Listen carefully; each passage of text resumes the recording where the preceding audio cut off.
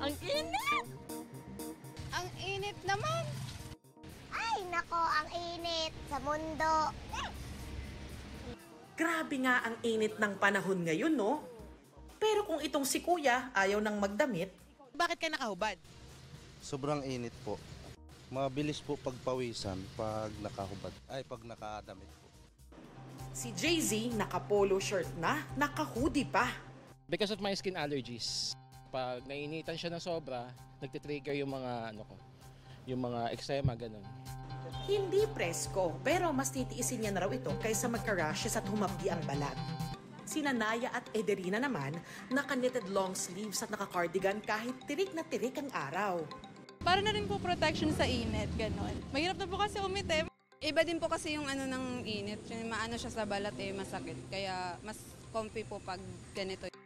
Sabi ng Health Department, para iwas sunburn, mainam daw na ang suot na tatakpan ng mga braso, binti at ulo. Basta dapat manipis ang tela. Tignan natin yung ating mga kapatid na nasa Middle East. Pansinin natin yung suot nila. Mga long sleeves tsaka maluwang, no? Mahangin, kumbaga well-ventilated yung suot nila. And ang kulay ay puti. Pampapresko rin ngayong tag-init ang samalamig. Pero wag ka. Si Nanay Carmen, tanghaling tapat, mainit na kape ang tinutungga. Nakakatatlong tasang araw siya. Pag hindi ako nagkape, parang pinatay na ako. Gaya ka ba ni Nanay Carmen na coffee is life? Hinay-hinay pa yun ng DOH. Sa mainit na panahon, hindi kaya ng katawan natin na alisin yung init kasi yung paligid natin ay mainit rin. So pag tayo ay iinom ng mainit na likido, ating parang pinapahirapan yung proseso ng homeostasis kasi imbis na mapawi sa katawan natin yung init ay nagdadagdag pa tayo. Nakaka-dehydrate din daw ang kape, mainit man ito o malamig.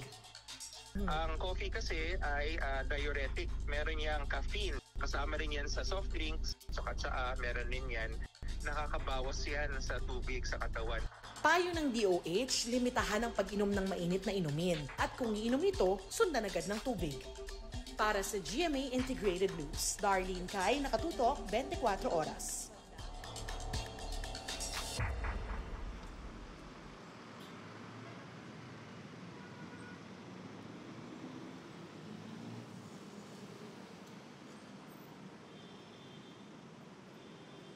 Mga kapuso, patuloy na tumutok sa mga balita. Mag-subscribe sa GMA Integrated News sa YouTube.